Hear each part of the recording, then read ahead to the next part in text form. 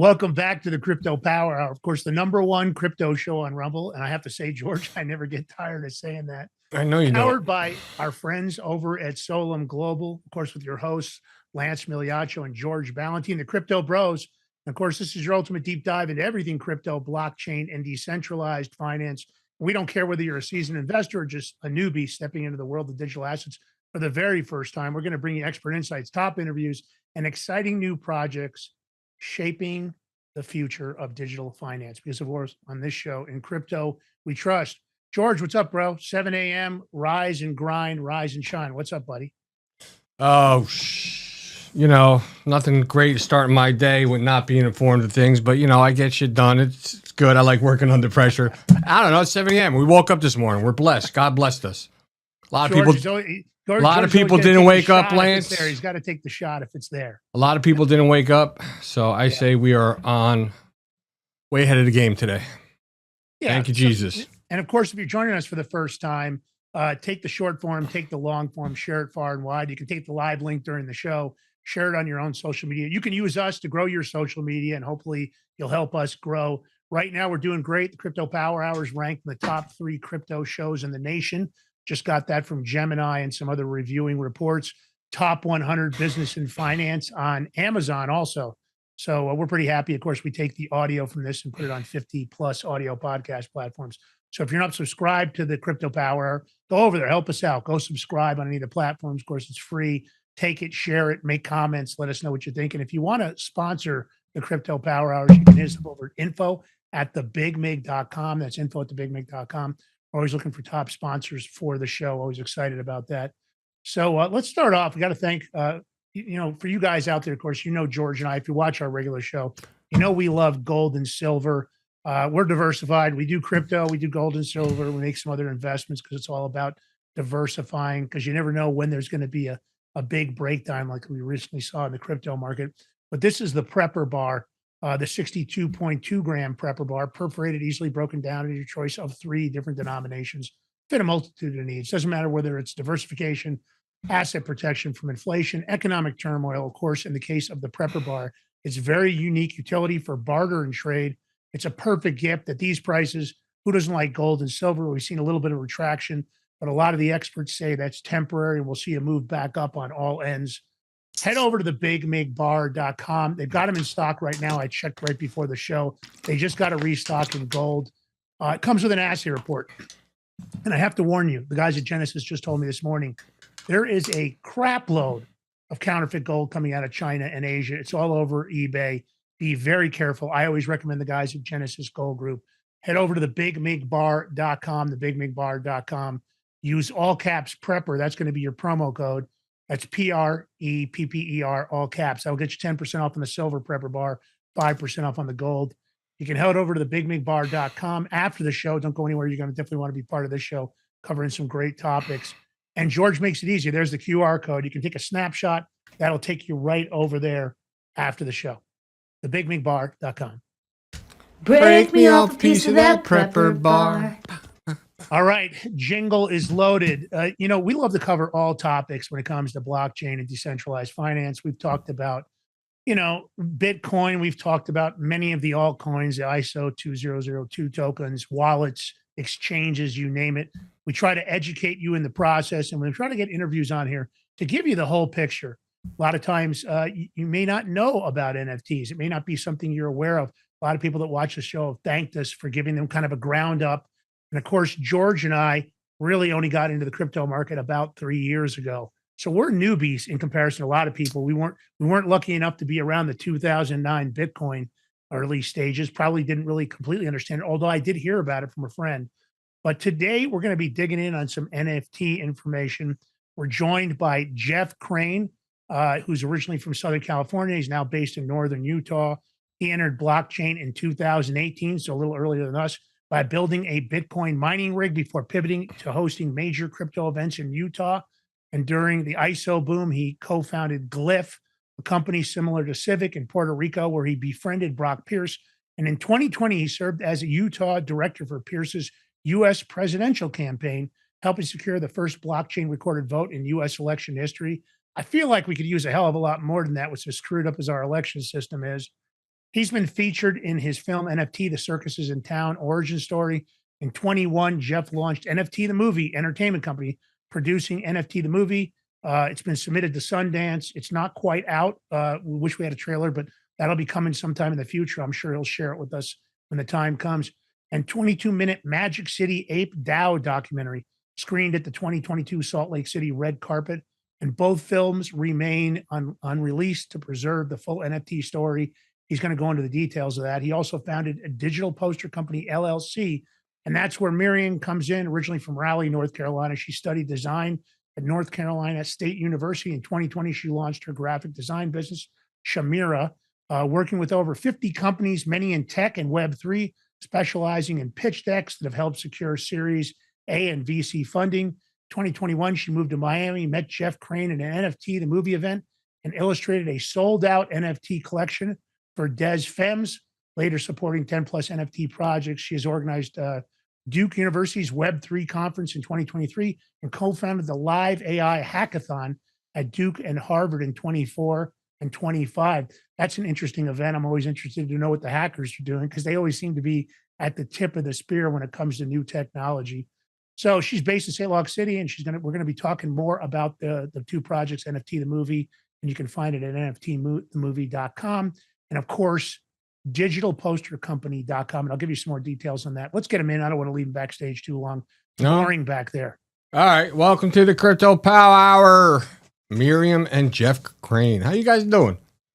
Doing great. Awesome. Thanks for having us, gentlemen. Well, listen, we appreciate you guys coming in. We haven't, I got to be honest, we haven't had a ton of NFT people on the show, not for any reason, but that's a pretty specific community. We're more tied in with the altcoin community, of course, and a lot of the big exchange communities. Maybe start with, I always like to ask people, because you might have had a different idea when you first start out. For us, when we got into media, it was because we couldn't stay on the sidelines anymore. That's our regular show, thebigmig.com. You can find us over on Rumble Monday through Friday, 11 a.m. Eastern Standard. But we got into crypto because we really felt like the quality shows in the crypto market were lacking. We had a request from Rumble. Did we have any concepts of bringing that kind of product in? We were already starting to cover some crypto on our regular show and decided we wanted to go further. But let's start with you, Miriam, ladies first. You got your background in design, so the NFT design connections there, but what made you decide to go down this route? Yes, of course. So, as a designer and an artist, I've always been someone who loves creating and been very passionate about putting new ideas out in the world.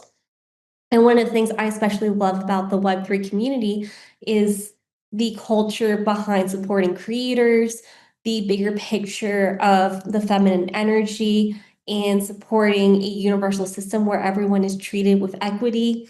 And I just really love the space where it's been the most transparent about that shift in culture compared to other industries that have preached some of the same things. But I feel like Web3 has certainly come closest to delivering on those promises, even if not perfect. That's part of what Jeff and I are working on to help and bolster that community and support and deliver on the promises of Web3.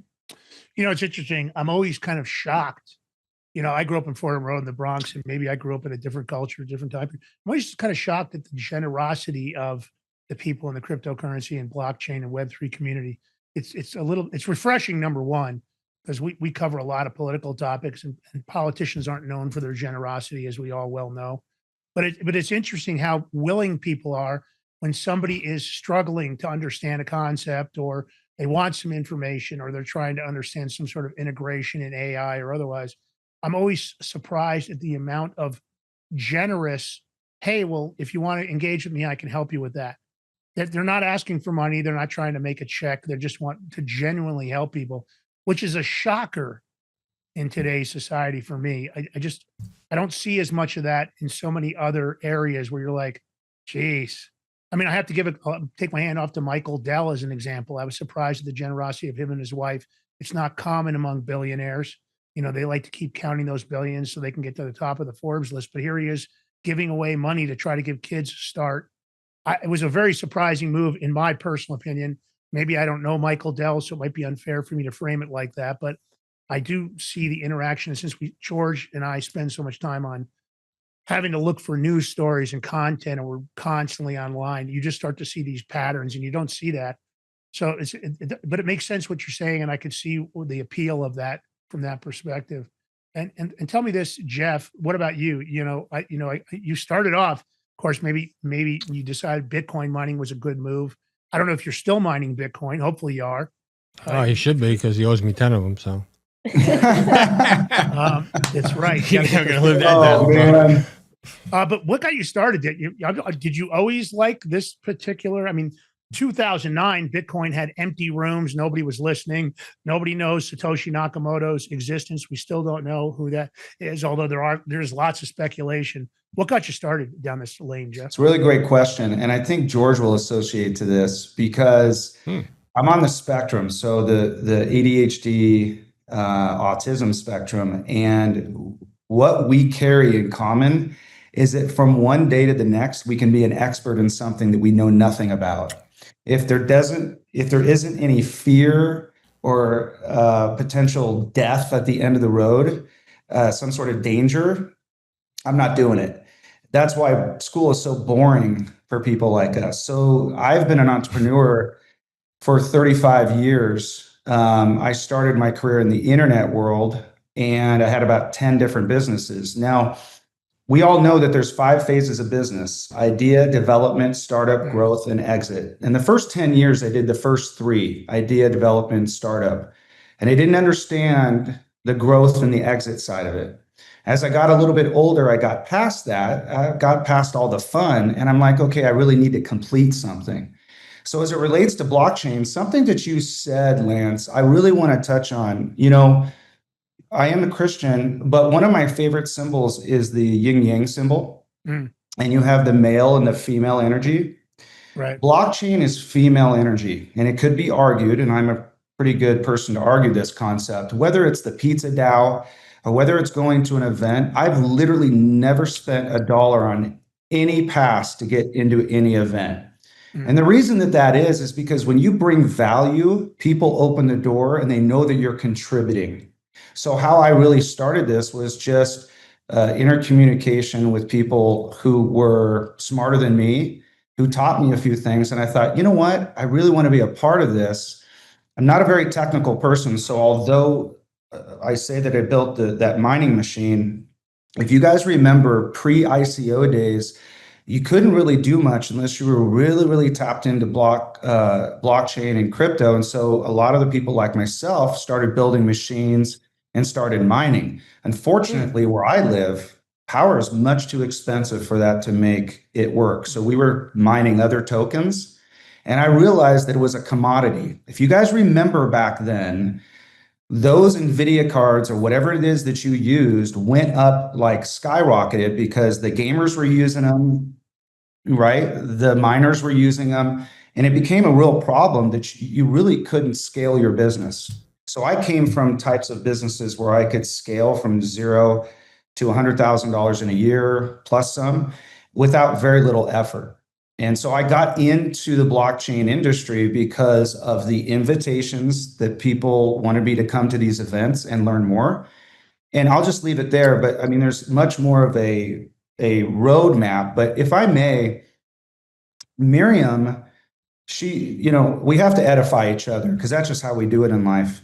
You want to share, to add to what Lance said about how we met and how you got into NFTs, more directly, if you don't mind? No, absolutely. Let's do that because I think it's important. I think history of how people get involved with a specific project. Of course, most of the time the motivation is greed, but at the end of the day, that's not common. That's not necessarily why people got involved in decentralized finance or blockchain or cryptocurrency or meme coins. Sure, everybody wants to make some kind of money because you have to have money to live. But at the end of the day, like I said, I'm very surprised. So Miriam, please tell us the story. Absolutely. In 2021, I had newly moved to Miami and just was trying to get my foot in the door as a designer, figuring out the space.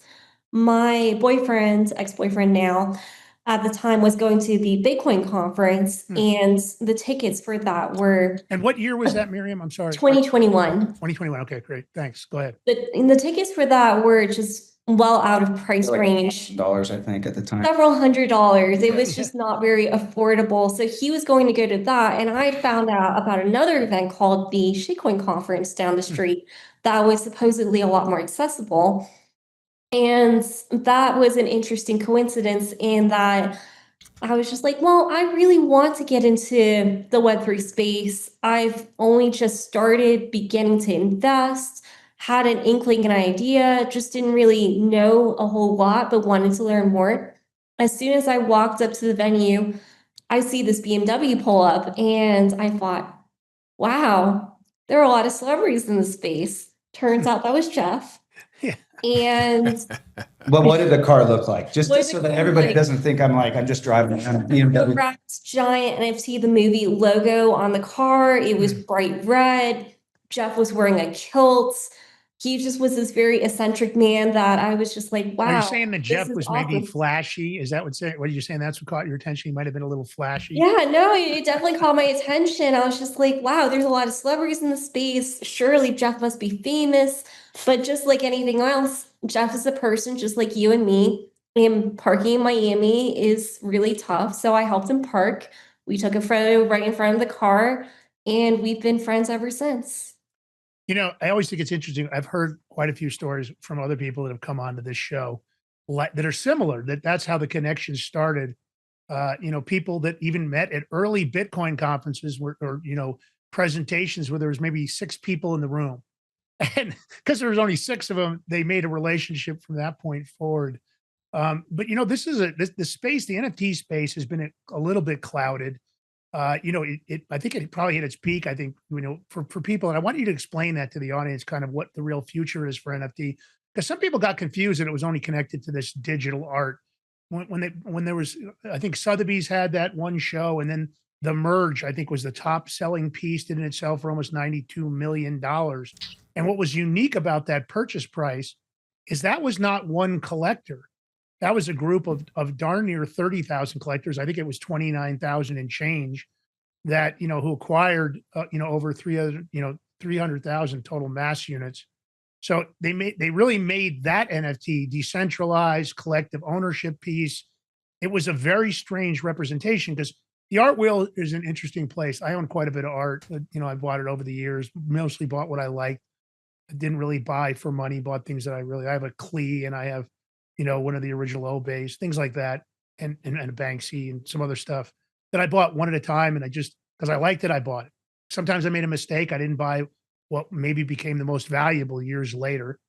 But the point is, the market, at least the way the media portrayed it, was all digital art. They didn't really explain what non-fungible tokens were. So maybe tell people that, you know, where it's going beyond that. Because of course there's the major dip. A bunch of NFTs aren't worth what people paid for them. You know, some people have even asked us, do you think they'll come back? And I don't know enough about it. And you guys are the experts. So let's start there and maybe explain to the audience where the NFT market is in relation to the entire, you know, decentralized and blockchain world.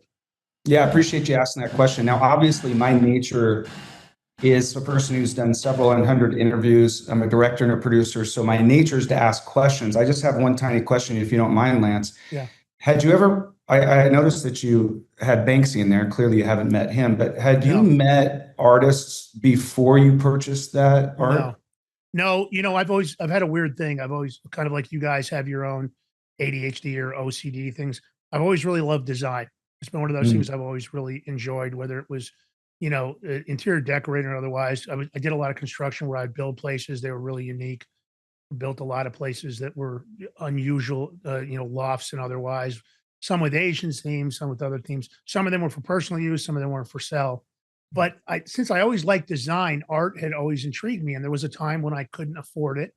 You know, I was a college kid and I couldn't really, you know, buy what I liked because, of course, the prices were prohibitive. And as I made some money, I decided, well, I'll buy some of the pieces I like. I'll look for early artists before.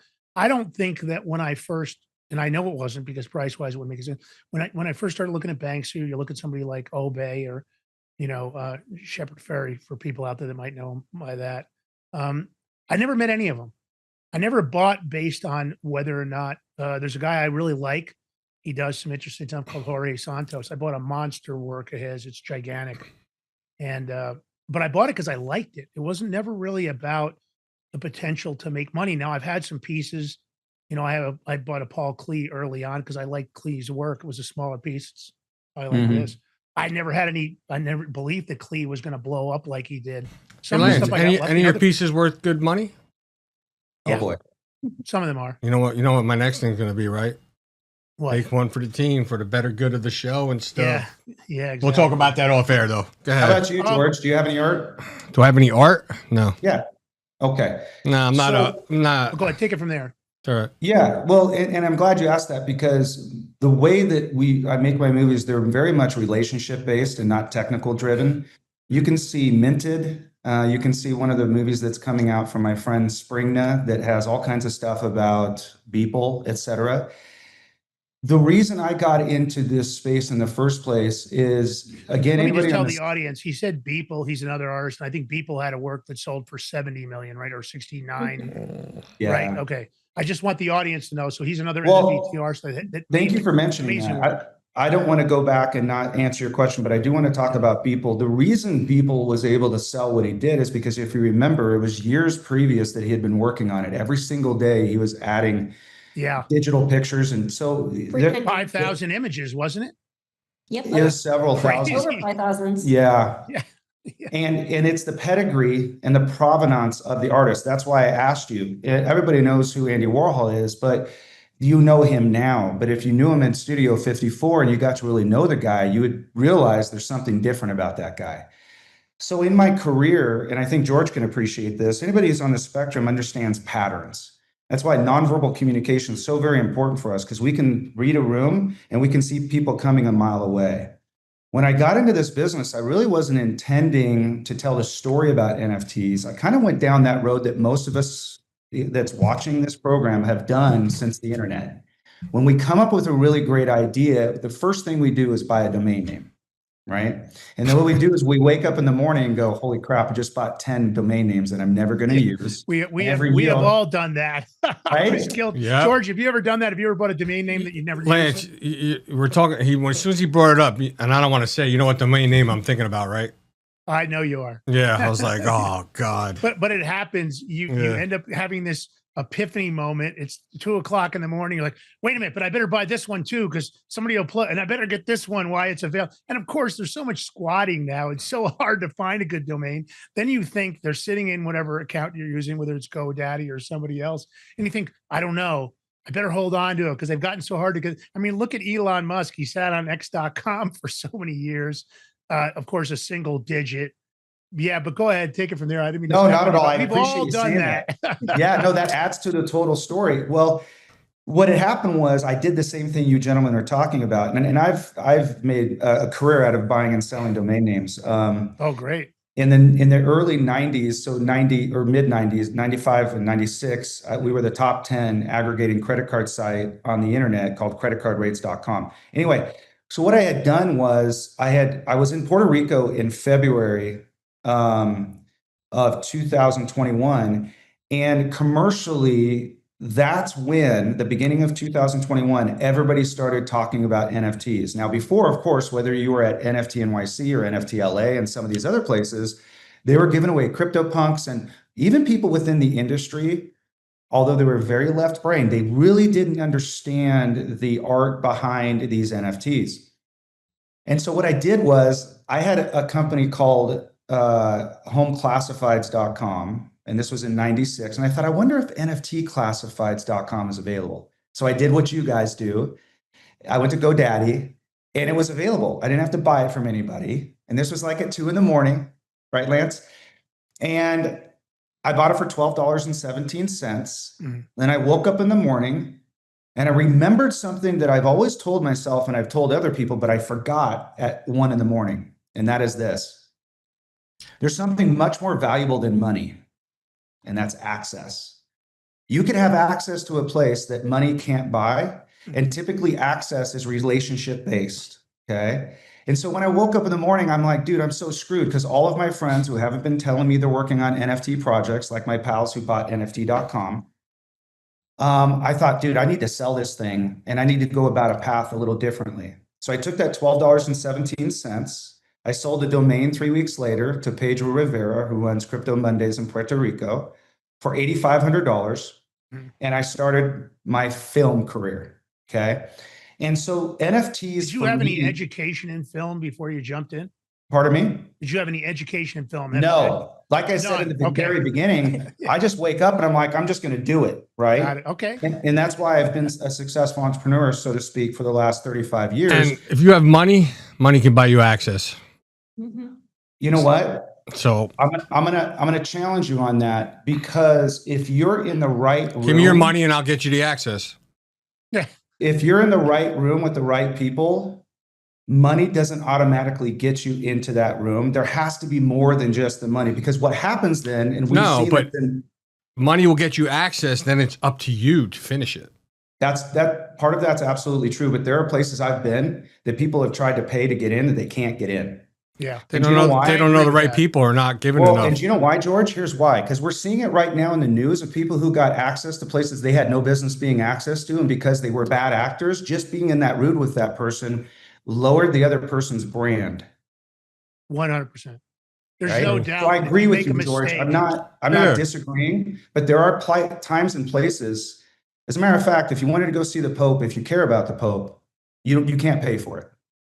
Now you could through a donation over a member, but let's go back. So what I did was I thought, wait a minute, I have access to so many of these people over my career that have never transacted. I never walked up to them and said, hey, can I have some money? And so what they did was they opened the door for me, and I hired a guy who was doing, his name's Danny Drysdale. He does documentaries, and he was doing the music videos for Imagine Dragons. And he's a dear friend. I said, hey, dude, come with me. Do you guys know Brittany Kaiser and Matt McGibbon? Nope, do not. Okay, you need to know them. She was the core of the Great Hack.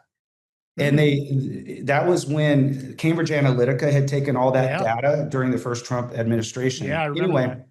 She was pregnant at the time. And she's like, listen, Jeff. Now, she ran Brock Pierce's presidential campaign, the overall director, and I was the director in Utah. So we became fast friends. She's like, listen, I literally have 2 weeks and I'm going to have my baby. You need to come out here. So we went out to Austin. We did some video. I don't want to, it's in the movie, and you guys, especially George, is going to cry like a wussy when he sees this one, because I know George just wears his heart on his sleeve. But at the end of the day, what I started to do was I just went to all my friends who were in the industry, and then doors started opening. So I'm going to give everybody a tip who's watching this podcast, this awesome podcast. Get a camera and try to get yourself a media pass. You will get everywhere you want to be. So George, there is a way to pay for it, but you pay for it with service. So what I started to do is I bounced from place to place to place. And from May of 2021 to September, 4.5 months, I created a 2-hour feature film called NFT the Movie.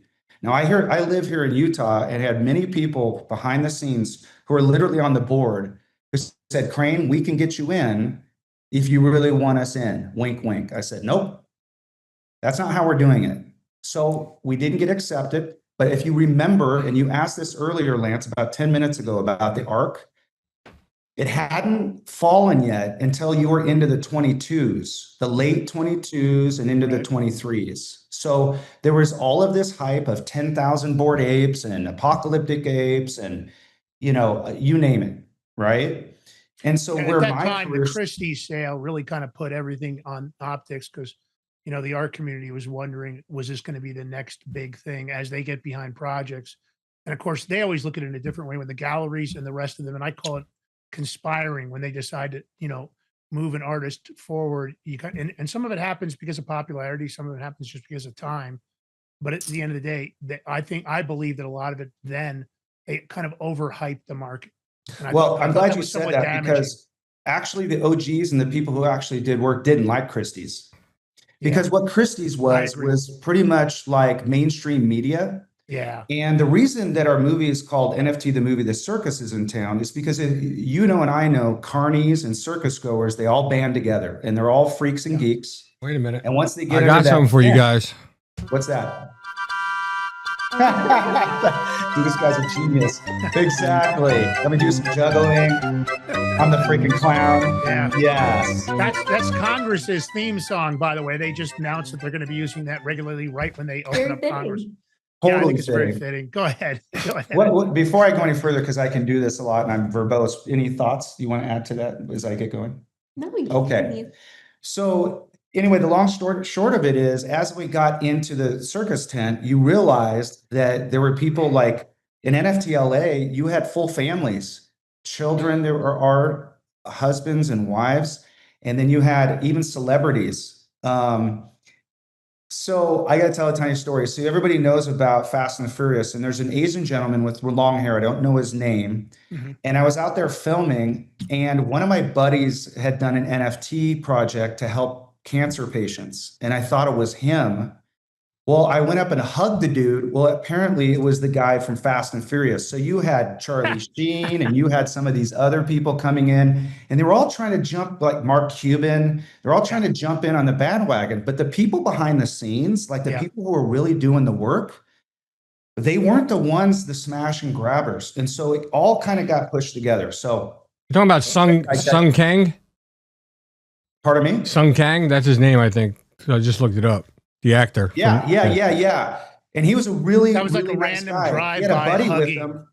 How did he? I said that was a random drive-by hugging. How did he react to that hug? Yeah, dude, he was so kind, and thank goodness he has like and I don't mean to be, but he has like this really beautiful nature to him, very soft spoken. His buddy's looking at him like, dude, either Crane's like crazy, which I am half crazy, but I thought he was my friend. But the long and the short of it, I guess, the way that I got into the space is I had recognized from the .com era. If you guys remember back then, you're old enough to remember, everybody had the .com at the end of their name until about 98, 99. And they're like, you know what, let's drop that. And there was 1 million websites. And then they, of course, all consolidated. So pets.com and all these other companies went out of business. And that was the .bomb bubble. Every single trend from the dawn of man, including religion, has some sort of pattern. Whether it's Bitcoin or crypto, it doesn't matter. AI now has a pattern, and you can see it a mile away. You have these people who come in and they do the work, these scientists, and all of a sudden somebody else comes in who has the money and say, hey man, let me hire you. I'm going to put you in an office. I'm going to put you in a cubicle. And then what do? They control them, right? They monetize them. And they take advantage of them. And so that happens all the time. So the struggle is real. The struggle's real. I knew exactly what I was doing when I put NFT the movie on my shirt and in our brand. I realized two things, and tell me what you guys think of this concept or this ideal. Number one, we knew that people wouldn't be using the word the letters NFT. Companies like NFT LA actually changed their event name because they didn't want to be associated to the letters NFT, the acronym. And it becomes old hat. Now, whether it's Pepsi Cola or other Fortune 100 and 200 companies, they're using NFTs, right? Starbucks, but they don't call them NFTs. Secondarily, when you put NFT the movie on your shirt, people know at least you're doing a movie. So literally people would come up to me and go, are you doing a movie about NFTs? I'm like, bingo. Because what happens is, right? What happens is people come in and they want to create a brand that nobody knows about. And they even create a whole new language. What they don't do is they don't associate to their client or their audience. Like, you guys know your audience. You speak to your audience. You know what they eat and sleep and drink and the cars that they drive. So as far as I'm concerned, number one, I don't have any more competition because I'm not competing with my friends who are doing NFT projects. Number two, I'm here to just tell your story. I'm not here to judge whether your story is right or wrong. And many a times, like the guys from Breaking Bad, like I interviewed one of the guys, he's an actor. He's the bald Mexican dude. And I mean, so many interviews where I'm sitting back listening to him. I'm like, I just did 50 interviews and they said the exact same thing. So they were all repeating the same thing. Now, I'm going to push this back to you, gentlemen. Common, the unified message that gets orchestrated? we have to cover a lot of these kind of topics on our show, but there's always this unified message, and often it's because of the money behind that, or nobody wants to be connected when something falters. Like if all of a sudden Bitcoin went to zero, all the people that were Bitcoin maxis, and not that I'm saying that's going to happen. Let me preempt that before everybody jumps in the chat. Like Bitcoin will never do that, because we have a lot of maxis that watch the show, but nobody ever wants to be connected to. And I have a different opinion, but I'll tell you what it is here in just a sec. And George, we've talked about this. Nobody ever wants to be connected to what people have portrayed as an unsuccessful project, an unsuccessful topic. And because of the NFT, people don't fully understand that NFT go way beyond the digital art environment. They don't really understand, its role. And that's part of it's because of the lack of education, because, this is an educational show on top of everything else. That's why I might stop you sometimes if we mention a name, because, if we said, oh, it's, clock by pack, we mentioned that, people are like, what the hell is that?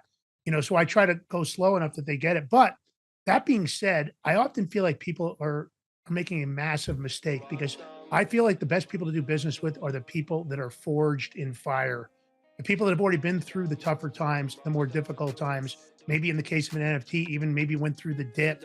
When you get through that, you become more experienced, maybe more understanding, maybe more credible. And I think that you're more likely to persevere. Okay, that music means we've got to take a short break.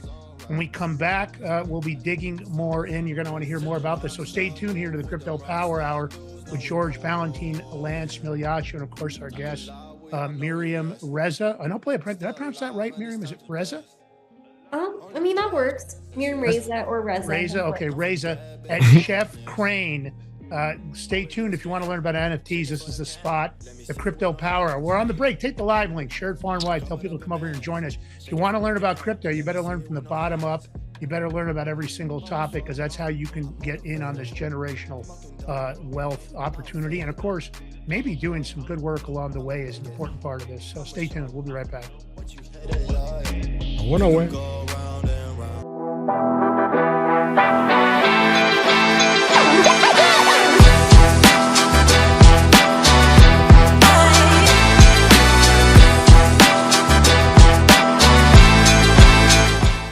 Are you ready to stand up for your community and support your local sheriff? Join the Constitutional Sheriffs and Peace Officers Association and become a vital member of the Sheriff's Citizens Posse. At CSPOA.org, we empower citizens like you through weekly webinars, arming you with the knowledge to back your constitutional county sheriff. Together, we can uphold our Constitution and ensure liberty and justice for all. Your community needs you now more than ever. Visit CSPOA.org and join the Sheriff's Citizens Posse today. Make a difference. Stand for freedom. That's CSPOA.org. Your country, your fight, your future.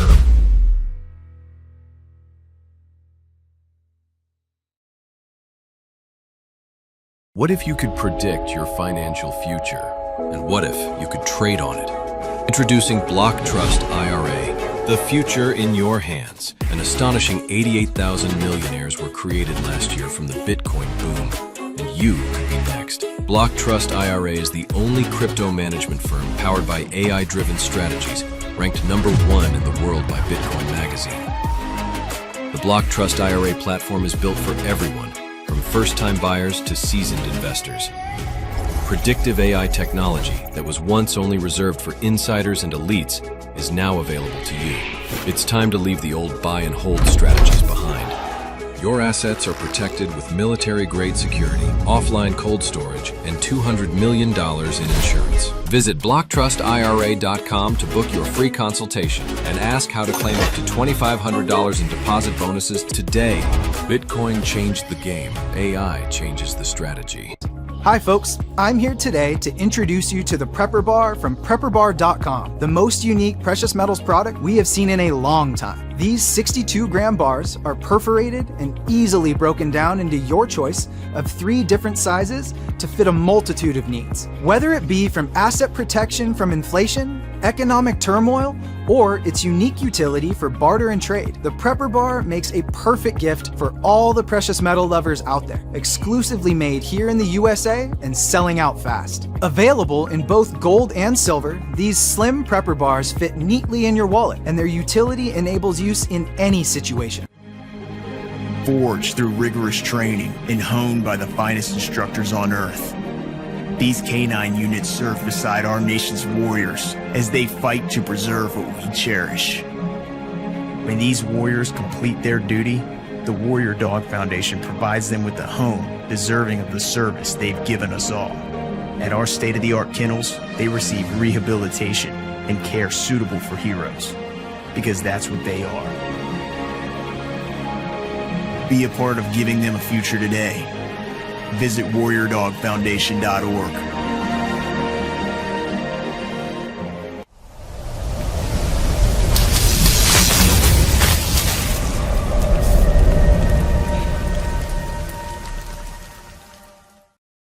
All right, welcome back to the Crypto Power Hour, powered by Solon Global. Here with your host, Lance Migliaccio, yours truly, George Ballantine, and our guests, special guests, by the way, 2 of them, Jeff Crane and Miriam Reza. But don't listen, Crypto Army and Crypto Mafia out there. Don't forget to hit the thumbs up button, like, follow, share, subscribe if you can. Every little bit helps. You can even donate. We have the Rumble wallet up. You can even donate crypto. What, Jeff is going to send some crypto into our Rumble wallet? All right, cool. But actually, if you want, I can share with you how you can use NFTs to make sure that you get some sponsorships. But that's a conversation. We'll get into that. Yeah. So I like the thinking. Speaking of sponsors, I have to give a shout out to our sponsor, because Lance and I had the perfect solution. For the people who can't watch their crypto 24/7, we're talking about BlockTrustIRA.com. They're bringing access to cryptocurrency wealth to everyday people. Their exclusive Animus AI trading platform works 24/7, analyzing market data and executing advanced crypto strategies that go far beyond buy and hold. This is sophisticated technology, once reserved only for Wall Street insiders. But guess what? Now it's available to you. And it's no surprise this system was named #1 crypto technology platform by Bitcoin Magazine out of more than 1,500 global competitors. Clients are already seeing over 250% returns on their investments, all with military-grade security and up to $200 million insurance. Your wealth is fully protected. All you got to do is don't wait. Go visit bigmidcrypto.com today and see how you can join this financial revolution. Once again, visit bigmidcrypto.com today, and you can actually get up to $2,500 of free crypto. I got the QR code right here.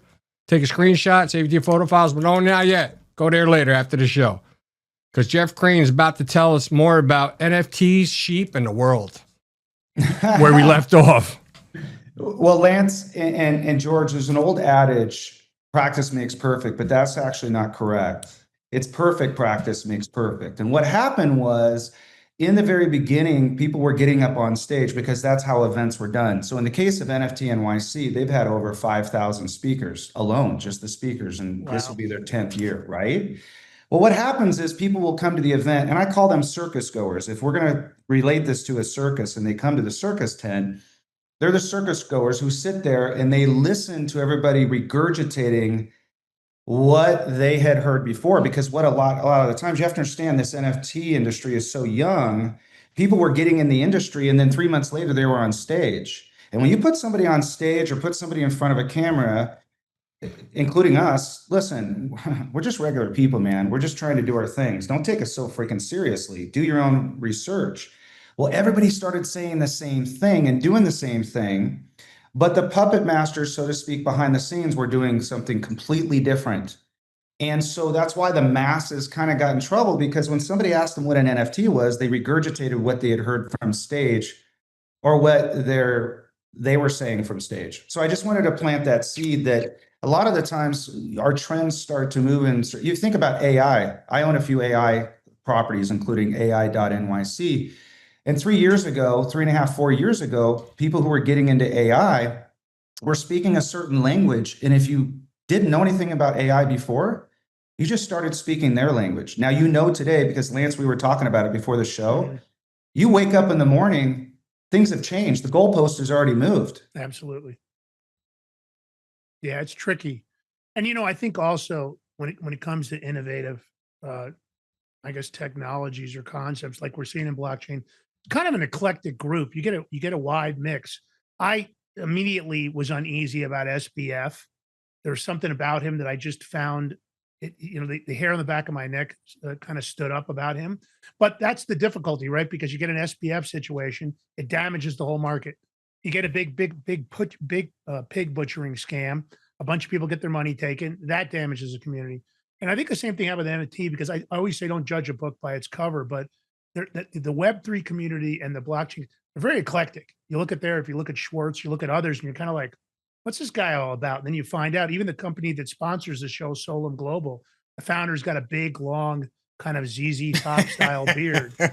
And Kirk is an interesting guy, extremely bright, very articulate, had a lot of successes in his life.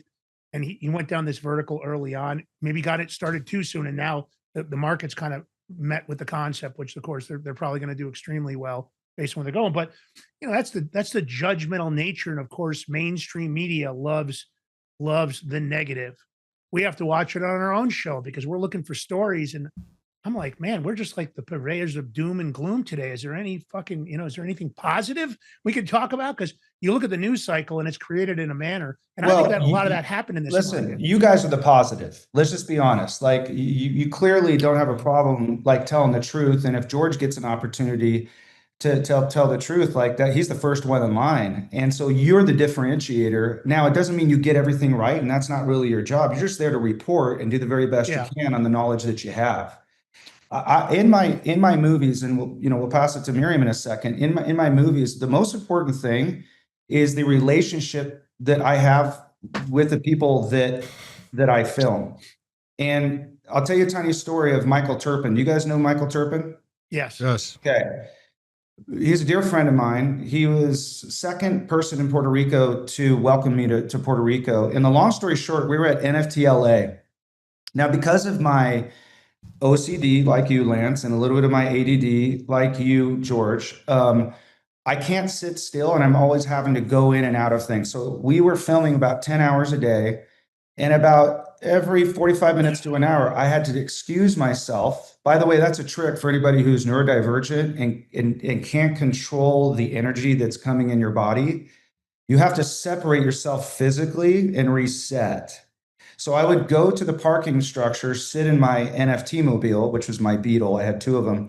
And I would just sit there and structure myself. Anyway, this was during COVID, or right around COVID. And so they had a lot of, this was post-COVID, but they had a lot of security, especially if it's LA. So this was at the Crypto.com Center. Long story short is, I had been going in and out and going through the security. So all the security knew me, but every single time I came in, they had to check my bag, right? To make sure there wasn't anything nefarious in it. Gotcha. We all get impatient. I was probably hangry, and I'm looking at the lady, and in my mind, I'm like, bro, I literally just walked through here 5 minutes ago. I didn't say anything, but it was at the tip of my tongue. And what I heard in a little whisper behind me was Michael Turpin saying, "Hey, Jeff, you causing trouble?" And I'm like, oh my gosh. Everybody's watching. I could have made the mistake of kind of giving her a hard time, but it's these interpersonal relationships that I have with people that make what I do so very valuable, because they're watching me and I'm watching them, and we're kind of keeping each other in check. And so for me, the most important about this whole entire project, it's about the humanity of things, because some people don't even know how to spell NFT and they don't even freaking care. So when you watch this movie, you're going to cry, you're going to get mad, you're going to be like, wow, I didn't know that. And you'll forget by the time you're done with the movie that you're even watching a movie about NFTs. Because to tell you quite frankly, it would be so boring if we were just talking about NFTs. Yeah. True. Well, for the audience, a lot of people consider him the godfather, or at least one of the godfathers of crypto for the audience, Michael Turpin. But let me go here. Let's talk about the website, kind of explain to people what you've assembled here.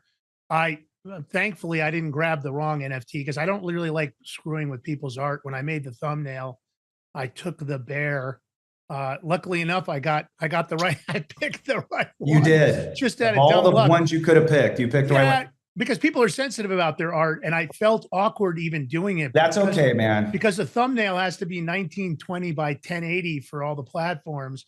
You struggle with, and then if you take something that's there and you try to stretch it, or you try it turns into a shambles. So I had to use AI, and thankfully I picked the right one. But take it from there. I just wanted to explain to the audience how we ended up with that image. Well, those 4 images you're looking at, actually, we gave those away at NFT NYC in 2025. And they typically do that. And if you've never been to the event, it's really quite interesting. One year, they spent $500,000 alone putting their NFTs on Times Square, and the speakers and stuff like that. What these are digital movie posters. Now, what's really important about NFTs that a lot of people got wrong in the past, they would create things and then they would find an audience.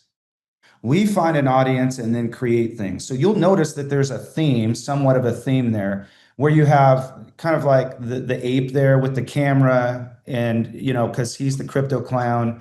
You have like the bear. You've always seen, circuses where the bear's Circus bears, yeah. Right? And the circus bear is kind of like the guy who gets invited to the stage, and he's got his Bitcoin little chain, and he's like, bro, I'm the Bitcoin bro. You know what I mean? And then if you go down below, you'll notice we have more posters. Some of these people you may know. By the way, that's the BMW we were referring to earlier with the NFT, and then there's my little beetle. But each one of these digital posters, we actually have a partnership. So what I'm going to do is I'm going to pass it to Miriam. She is the CEO of Digital Poster Co. And I need to tie in about a 10-second intro on this. What she didn't tell you is that when she helped me find this parking spot, because she was so gracious, I said, why don't you stick around? Now, this was 2021, and she was living in Miami. We became dear friends, and she started helping us remotely. Well, she ended up moving to Salt Lake City to help me personally, and one thing led to the next, and now she's one of the top Web3, and I will say this, female young CEOs in our industry, and it started by her helping me and serving me. So for all of those out there who are trying to figure out a way in and that access, serve, be nice, show up, endure. Jeff Crane, and now she's the co-founder and she runs this company. So Miriam, do you want to talk a little bit about those posters? Of course. And do you want us to pull, Miriam, before you start, do you want us to pull up the website for the Poster Co? That's perfect. Yeah. Okay. That's perfect. Okay. So with Digital Poster Co, what we're doing is we're creating a way to represent everyone who's within the film and give back to them. When we show the movie, NFT the movie, The Circus in Town, in the bottom right-hand corner, we will be displaying their movie poster. And that's a way to advertise that people can support that person in the film. We have numerous amounts of all sorts of people who are in the film. About how many?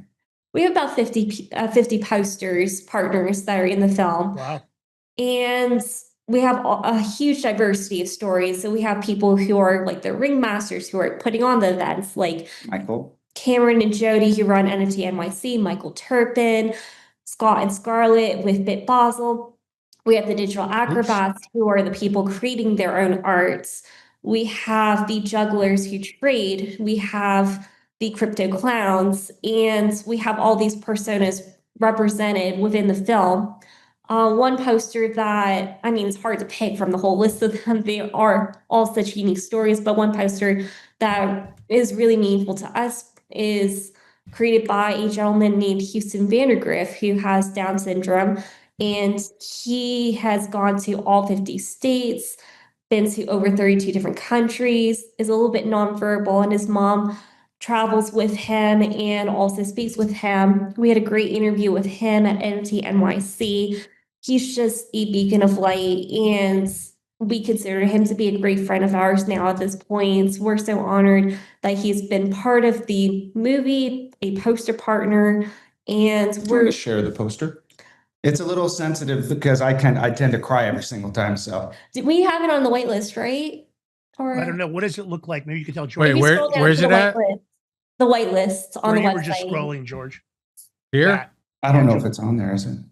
I don't think it's on Oh, there, it might not be on there. but you want to explain what it is? But his poster particularly is a scene of Grand Central Station when he was stuck on a delay for 4 to 5 hours, and he was just doing what he does best, which is taking photographs. And he knows a father and son standing together in the station, and that reminded him of his relationship with his father. And that just is so powerful that he felt that he wanted to share that story with us and put that in the film. And we're very honored to share his story and many others of our poster partners. As a matter of fact, gentlemen, if you'll look at when it slides, there's a poster with a square box. I don't know if you can click on that, if that's actually clickable, and it may not be. It's in the next slide, and it will be a square box, one over, keep going to the With left. the American flag. Yep, in the it has the background. American flag, and it looks 3D. This thing scrolls by itself. Okay, that right there is the actual digital receipt of the blockchain vote for Brock Pierce when he was here in Utah being voted. So we actually turned that into an NFT. So each one of these stories has a supporting cast. So you'll see the young lady, Gretchen from Puerto Rico. She's the right-hand person to Sugar Shane Mosley. She's a personal trainer for Michael Turpin. And you're like, what does that This have one? to do with? Yes, sir. She's fabulous, and she's a Puerto Rican. And you would ask, well, what does that have to do with NFTs? And that's the point. You don't have to be an NFT artist to be in our film. You just have to be somebody who contributes to our community. She just so happens to have a poster. And so what happens is, like Miriam said, we actually do a 50-50 split or a 70-30 split in the case of Rainbow, who has autism, in the case of Houston, who has Down syndrome, and some other people who we really feel are very special. Including those who've helped us with our staff and filming and over the project over many years. Yeah, go ahead. Yeah, go ahead.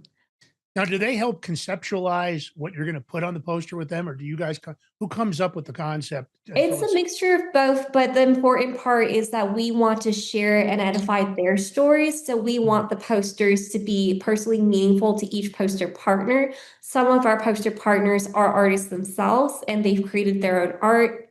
In some other situations, we've also helped to put together their posters because it's more about sharing their story. Well, let me give you an exact You know what I example see on missing that. here? I do not see a poster on the Crypto Power Hour with the Georgian logo. That's what I see missing. Well, we could talk about that. Now, this only shows a very See, I'm small not that percent. bad. He said that, not me. Do me a favor. There's Lance, a black and hold on, there- not for nothing, Lance, but I was way ahead of you in a private chat with these two. Oh, we're Oh yeah, dude. We've I don't had waste really good time. conversations. if the shot's By the clean, way, I gotta guys- take. If the shot is clean, I've got to take it. That's how it works. Yeah, absolutely. By the way, George comes off a little bit harsh online, but he's a pussycat behind the scenes. So go to the black and white if you don't mind. You'll see it to the right, and Yeah, it's I'm really good. big logo. Okay, Yep, that one. why don't you explain this one, because this is actually a representation of a photograph. So this is a drone videography still shot taken by Matthew Hoyos. He is our main videographer who's been filming with us over many years. He's known as the Drone King of Miami. He gets aerial shots all over the world. He has wonderful videography content in Miami, New York, Colombia, a lot of really great, amazing cities or just natural nature scenescapes. And he's just very, very talented. So we were really honored that he wanted to put together a scene of New York, and we blew up the movie logo to give it that same look like Saturday Night Live. Now, let me give you one more, Yeah, guys. it does I kind of think have that feel. Go ahead. right? It really does. And that was the goal. To the far right, you're going to see a dog, that one. Now, do you guys know Miguel Celis, Miggy? No.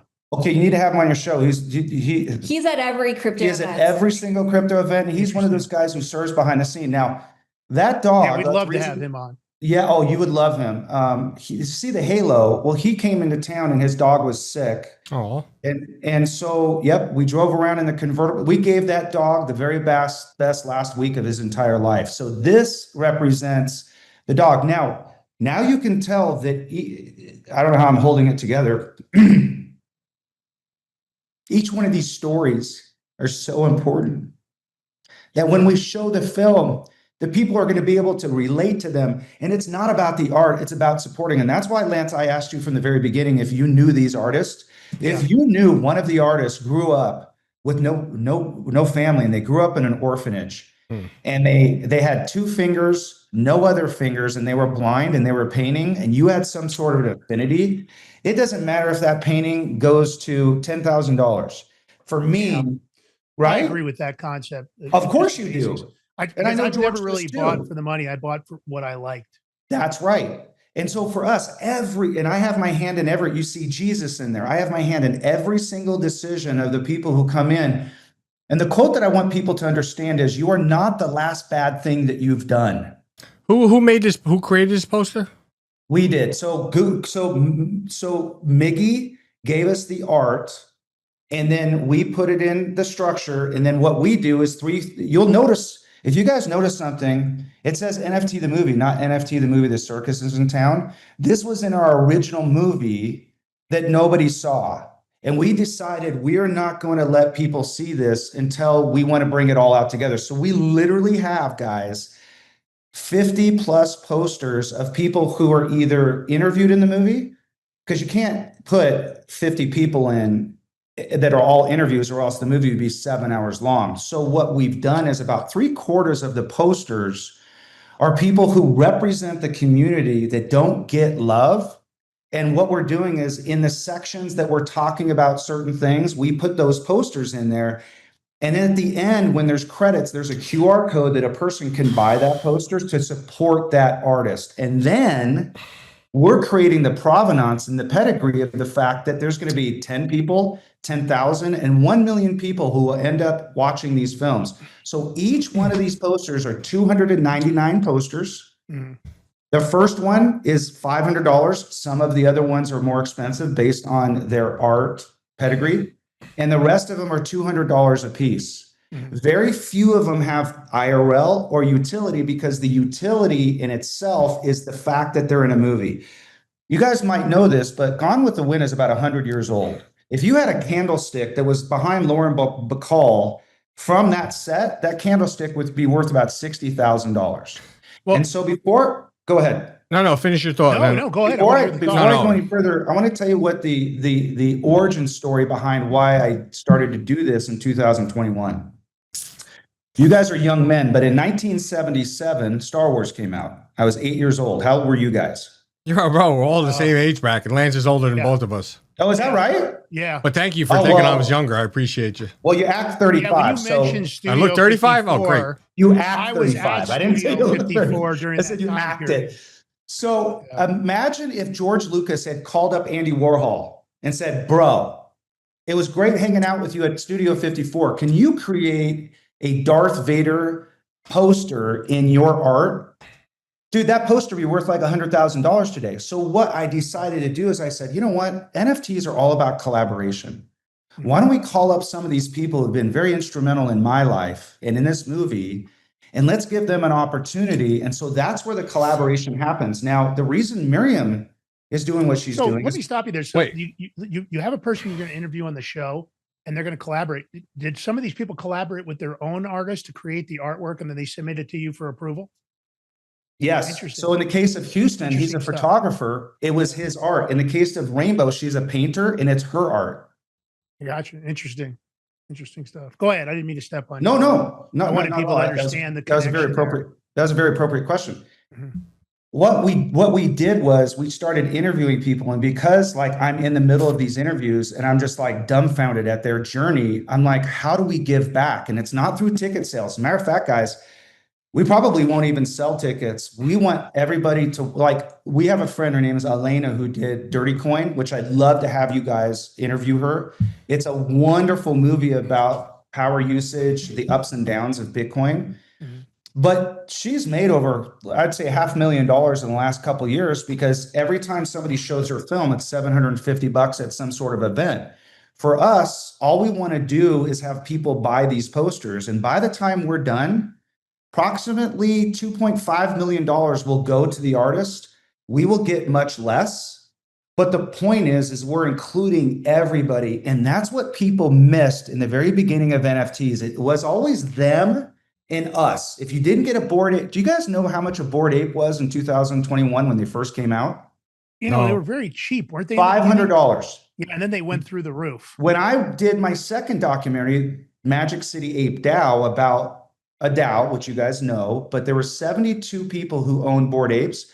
By the time it screened, they were down to $50,000. And I'm sitting there talking to a janitor who bought the thing for $500. And I'm like, bro, are you sure you don't want to sell it? Because they're at 450,000 right now. And he's like, no, I'll never sell it. Yo, you said something earlier about, about the posters with some people that aren't getting the love.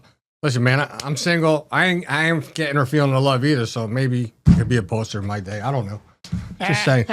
You have any gear? Any NFT gear, like shirts or hats, anything?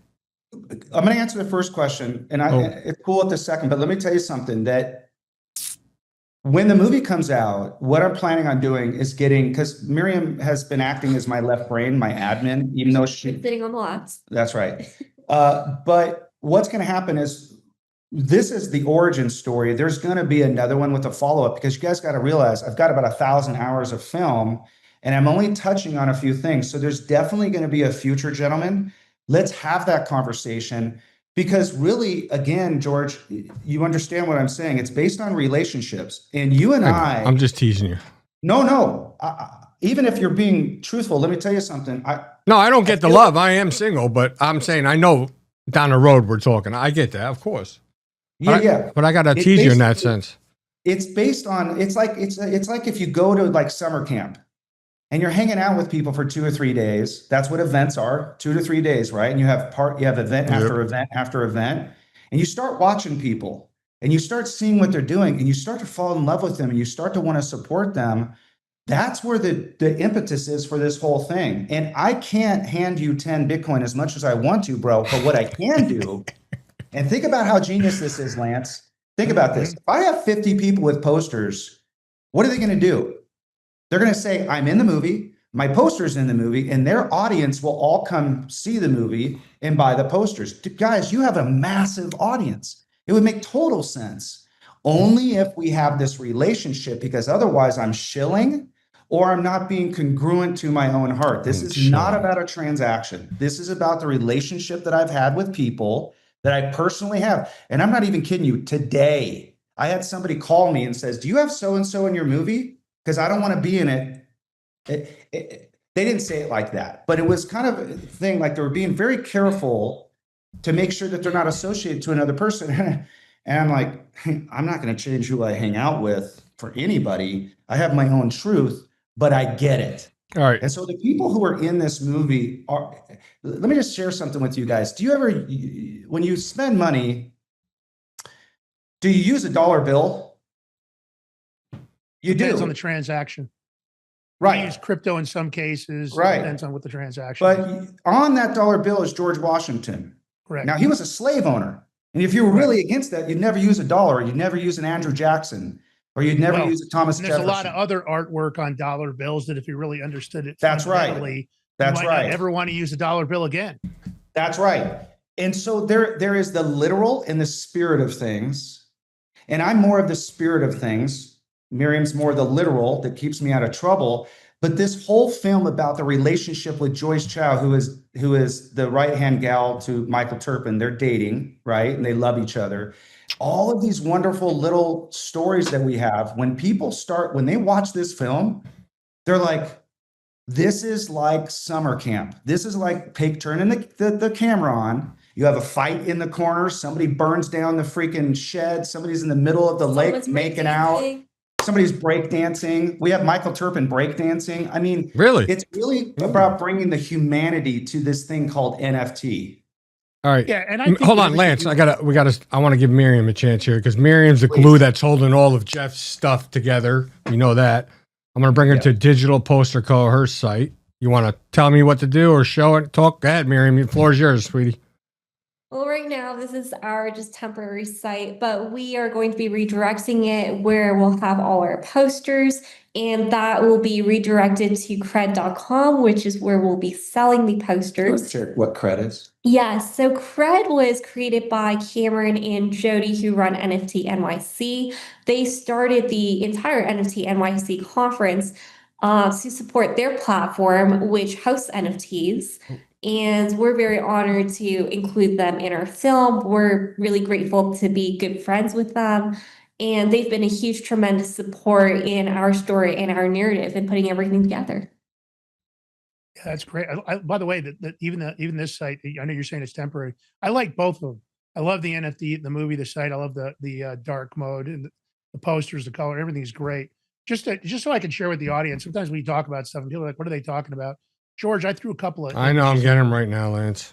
Yeah, so this is the Obey, and why this appealed to me. I wanted to use this behind me on the show, so as a comment, and it's Big Brother is watching. This was the lead concept art for the show that he first did. I think it was 2006, and this is a one of one. This is where a lot of the other art posters and stuff that he did came from.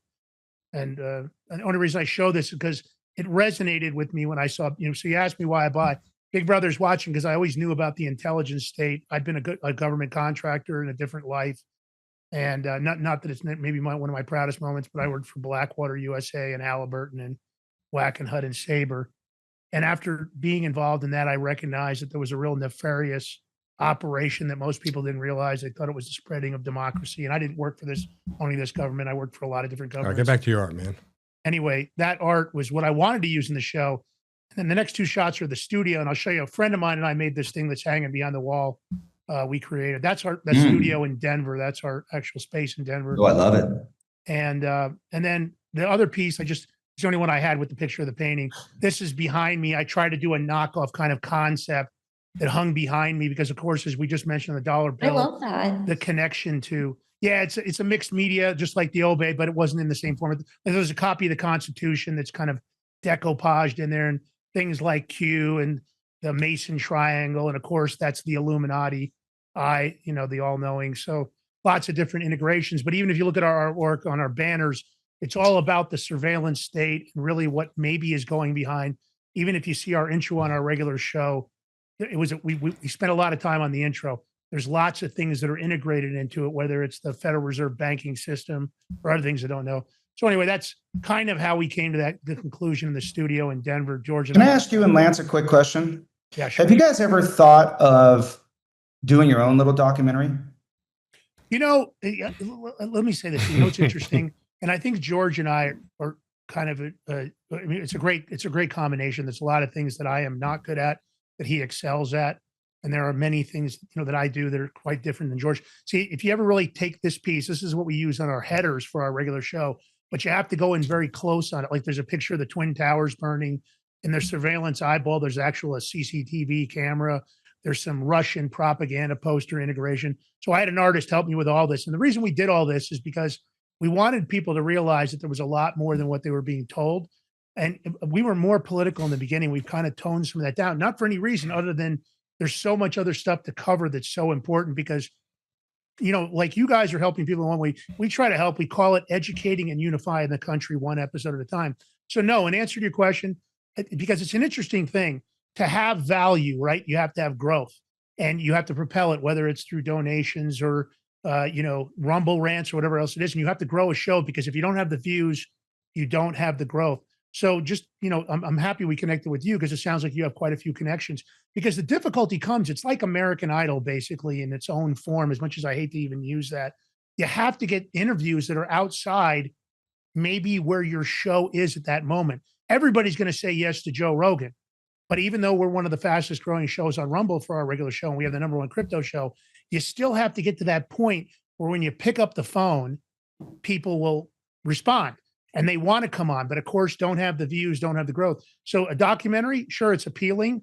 What would be the storyline? Okay, well, let me share what I see, if you don't mind. Yeah, what sure. I see is there's conflict. You're full of in that conversation, there's this conflict of who do we talk to, and if we can get the most information as possible.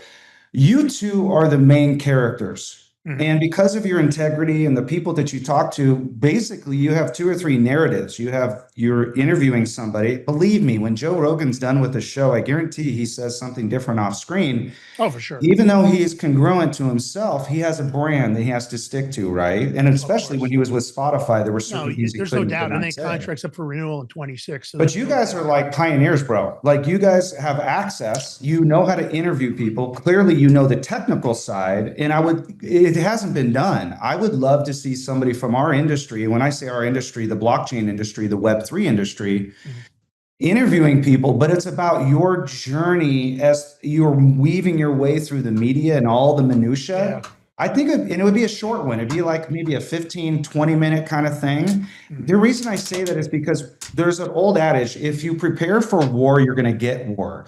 If you prepare for a documentary, the way that you do it has to be digestible by a large audience. At least you'd want it to be so. But at the same token, you want to put those kernels of truth that people will be like, dude, I never thought of that. And I just see you guys as two different people that could be great together in a movie. One of the sayings we say on a regular show is better to be a warrior in a garden Well, than a gardener in a war. speaking of saying movies, I don't know if you know, Lance did some acting. What were you acting? What was it, Lance?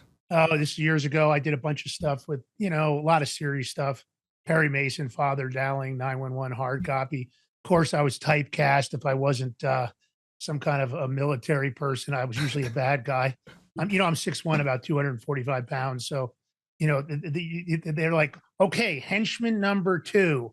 Perfect. It's never anybody and never a lot of work, just, the pieces here and there. I was very busy. I had a company that was making a considerable amount of money at the time, and that was my priority. And I was very distracted. I got offered lots of stuff I couldn't take because it included 3, 4, 5, 6 months on set or out of country. And I turned it down. In retrospect, maybe I shouldn't have. I enjoyed doing it, but I also had this weird thing because of the government contracting. I was uneasy during that time period because I was still doing some contract work. So one of those things. Well, George, is that the music? Are you queuing it up? Man, that went by too fast. And we're almost an hour and a half. We're going to have to get you guys back on. I don't know if we covered anything, but George, can we do one thing? Of course we did. Just for a you minute. guys are awesome. Thank you. Let's do the shameless plug. Give them everything, your social media. When's the movie going to be out, George? Let them have a minute to just shameless plug everything they got. I'm not that bad of a person, bro. He said I was nice, man. Yeah. I want to say something. Actually. George is the more social, nice one. I still probably have an awkwardness about me. No, dude, you're awesome, bro. Come on, man. No, this is what he's saying. So if we're at an event, hold on. If we're at an event, I'm the one going up to people, getting all the introductions. I'll talk to them, then I'll pass them to Lance, and I'll just go find another connection. He's not like everybody's got their. We all got our thing. So I go back to my fallback positions. Usually, I like to have my back to the wall, and I'm usually observing what's going on. What George is the door opener, and what you are, Lance, is the door closer. And a lot of people on entrepreneurs, they try to be both at the same time, and you can't. What are you talking about? I close all the time. I know, but you play that role when you walk in as the intro. You're not being hard on them. You're being nice to them. Oh, yeah. And then it's passed to somebody else. Yeah. All right, go ahead, jump in. So let me answer the question if you like. Jeff, let's plug everything you guys got. So we're going to be going to an Oscars art party mid-March. We thought we were done filming at the end of last year with Bit Basel, but since NFT NYC has been moved from June to September, we have a little extra time. So we're going to be hanging out with Scott Page, the musician with Pink Floyd. He's an artist and he has an art fund. So we're going to be going down there, and we've got some really high-end collectible digital movie posters that we can't show right now. They're about $10,000 a piece. And so we're going to be contributing part of our money into his fund. And so the long of the short of it is we're prepared to show screeners, but we won't show the movie until we're in New York. And then I'm going to make sure that you're invited. You can bring a spouse or a girlfriend, George, to the red carpet at Bit Basel, because that's going to be our huge event. So it'll be in December, the first part of December at Bit Basel in Miami this year. That's great. Yeah, that'd be exciting. We can come down and give coverage, do some live interviews from the event. Well, you're saying I just want you to be my guest and enjoy yourself. If you want to work, you can do it. The event is it's a great opportunity, right? The event you said is in New York? Okay, we have one in New York in September. Okay. And then we have our big event in Miami, which is the red carpet, red velvet rope. We'll be selling NFTs from $200 to $500 for this red rope. For you two gentlemen, you get in with a partner or with a friend, and we would love to have you, and you can be my personal guest. That's Yeah, I awesome. appreciate it. Very generous I'll go to offer. both. Thank I'll you. go to, because I live right here in New York and I'm always in Florida anyway. So sure. Why not? Yeah. Well, are you familiar with NAC, the National Art Center? It's about Yes. 150 years old. Yes. Yeah. We may be going there because our good friend Steve Masur is on the board and he's trying to set stuff up. For the right now, what we're doing is just adding a little bits and pieces to the end of the film. And unfortunately, like we were talking about before, Lance, that goalpost keeps moving. Yeah, And so it sure we've does. got to finish this sucker and get it done because, dude, Miriam knows this. I've been doing this for 5 years, about $200,000 underwater.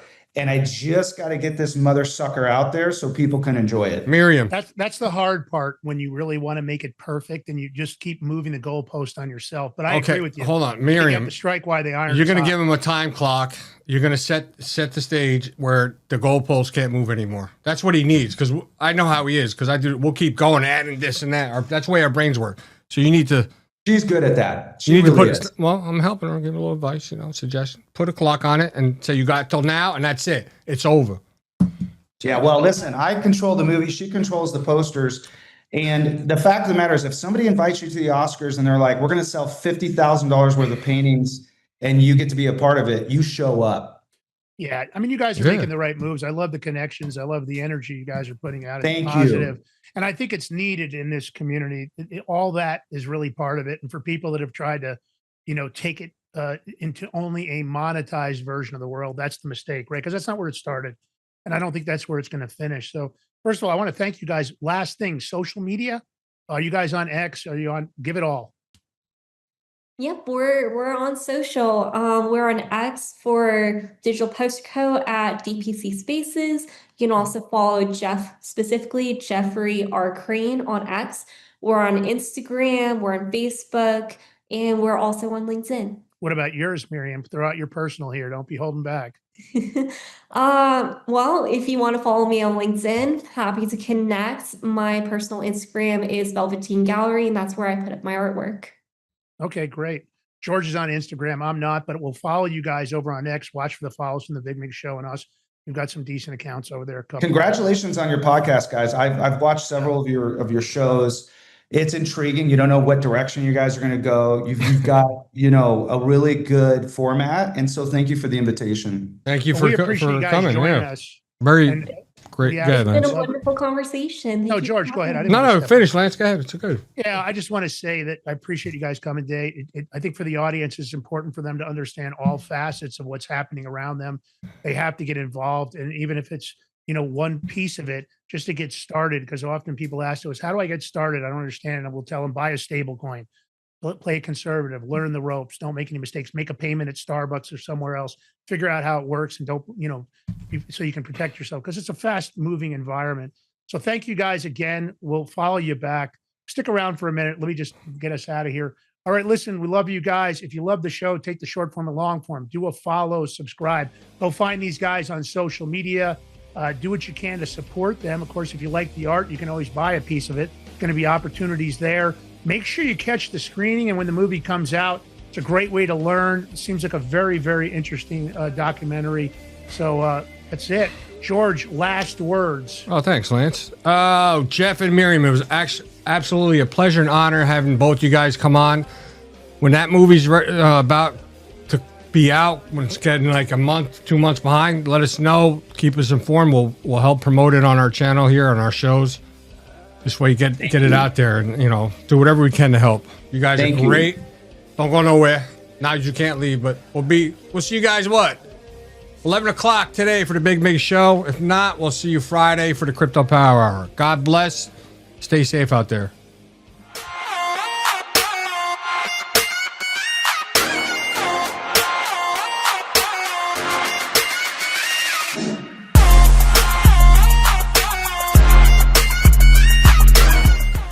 Are you ready to stand up for your community and support your local sheriff?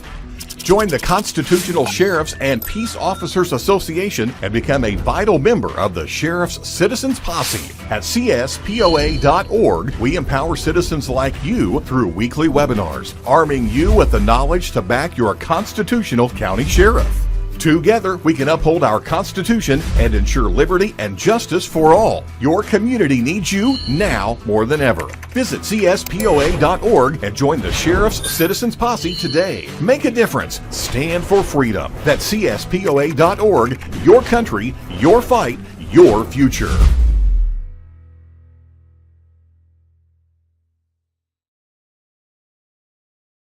What if you could predict your financial future? And what if you could trade on it?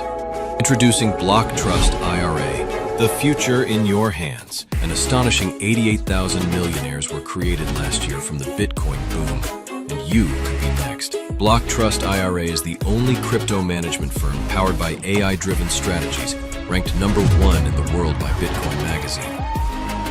The Block Trust IRA platform is built for everyone, from first-time buyers to seasoned investors. Predictive AI technology that was once only reserved for insiders and elites is now available to you. It's time to leave the old buy and hold strategies behind. Your assets are protected with military-grade security, offline cold storage, and $200 million in insurance. Visit BlockTrustIRA.com to book your free consultation and ask how to claim up to $2,500 in deposit bonuses today. Bitcoin changed the game. AI changes the strategy. Hi folks, I'm here today to introduce you to the Prepper Bar from PrepperBar.com, the most unique precious metals product we have seen in a long time. These 62-gram bars are perforated and easily broken down into your choice of 3 different sizes to fit a multitude of needs. Whether it be from asset protection from inflation, economic turmoil, or its unique utility for barter and trade, the Prepper Bar makes a perfect gift for all the precious metal lovers out there. Exclusively made here in the USA and selling out fast. Available in both gold and silver, these slim Prepper Bars fit neatly in your wallet, and their utility enables use in any situation. Forged through rigorous training and honed by the finest instructors on Earth, these canine units serve beside our nation's warriors as they fight to preserve what we cherish. When these warriors complete their duty, the Warrior Dog Foundation provides them with a home deserving of the service they've given us all. At our state-of-the-art kennels, they receive rehabilitation and care suitable for heroes, because that's what they are. Be a part of giving them a future today. Visit WarriorDogFoundation.org.